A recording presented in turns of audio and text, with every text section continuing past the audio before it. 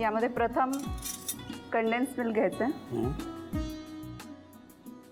यात बटर घालायचं. हे अनसॉल्टेड बटर आहे.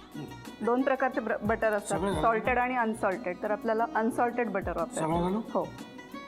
आता याला व्यवस्थित फेटून घ्यायचं.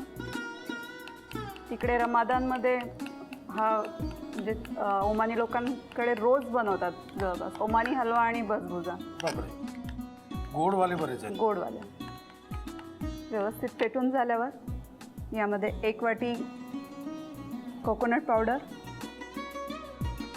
आता आपण ह्याच्यात कोकोनट पावडर घातलेली आहे. हे मी छान फेटून घेतो कारण ह्याच्यानंतर आपल्याला रवा घालायचा. हो. पण हे फेटून घेतल्याशिवाय रवा घालता येणार नाही.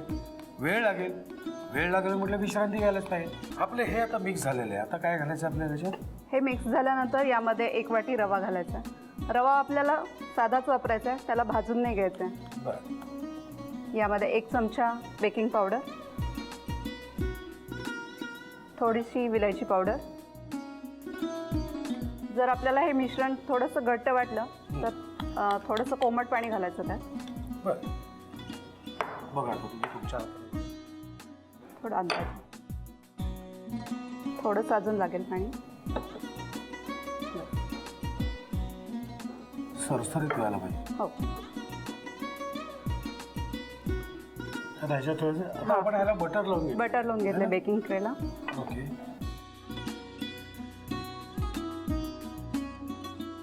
ट्रेमध्ये हा एकसारखा पसरून यावर आपल्याला तीळ आणि पिस्त्याचे काप टाकायचे आणि साधारण 160 डिग्रीला जवळपास 35 ते 40 मिनिटं आपल्याला ह्याला बेक करायचं आहे. आणि ते झाल्यानंतर बाहेर काढल्यानंतर आपल्याला त्याच्यावर गरम असताना 1 तारी आम्ही काय करतो आता हे मी किती वेळ ठेवायला लागेल? 40 मिनिट. 40 मिनिटं आपल्याला 160 डिग्रीवर आपल्याला ओव्हनमध्ये ठेवायचं. हे 160 वर ठेवतो, 40 मिनिटं ठेवतो, बाहेर काढतो. मग त्याच्यावर गरम गरम 1 तारी साखरेचा पाक घालतो, कापतो. मग तुमच्याकडे येतो. तोपर्यंत तुम्ही लिहून घ्या साहित्य आणि कृती. बसबुजा करण्यासाठी लागणारे साहित्य: कंडेन्स मिल्क, केशर मिश्रित साखरेचा पाक, 75 ग्रॅम बटर, 1 वाटी कोकोनट पावडर, पिस्त्याचे काप, रवा, बेकिंग पावडर, तीळ आणि वेलची पूड. कृती: प्रथम एका बाउलमध्ये 1 वाटी कंडेन्स मिल्क घेऊन त्यामध्ये मीठ विरहित बटर घालून मिश्रण फेटून घ्यावं. मिश्रण फेटल्यानंतर त्यामध्ये 1 वाटी कोकोनट पावडर, 1 वाटी रवा, 1 चमचा बेकिंग पावडर, अर्धा चमचा वेलची पूड आणि थोडंसं पाणी घालून सर्व मिश्रण एकजीव करून घ्यावं. बटर लावलेल्या केकच्या मोल्ड मध्ये सर्व मिश्रण ओतून त्यावर तीळ आणि पिस्त्याचे काप घालून 160 डिग्रीला तयार मिश्रण अंदाजे 35 मिनिटं बेक करून घ्यावं. बेक केल्यानंतर तयार मिश्रणाच्या वड्या पाडून त्यावर साखरेचा पाक घालून डिश सर्व्ह करावी.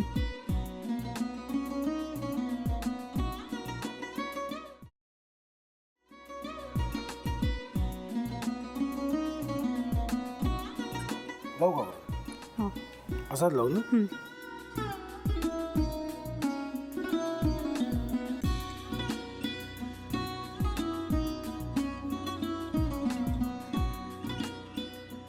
आता काय करायचंय? आता आपण ड्राय स्टफिंग दुसरं काय करणार आपण त्यात? आपण ह्याच्यात मेयोनीज न टाकता बाकीचे सगळे साहित्य टाकायचे.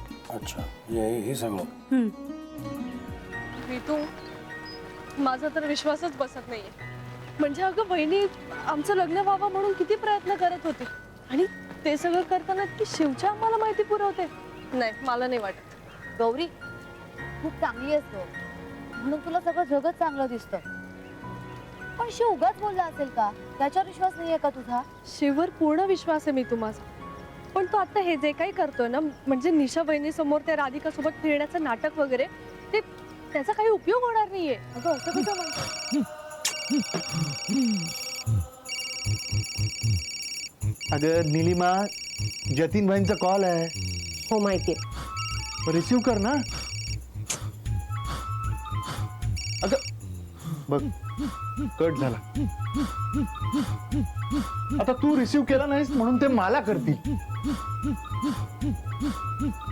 अब पुन्हा आला बघ, घे बघू.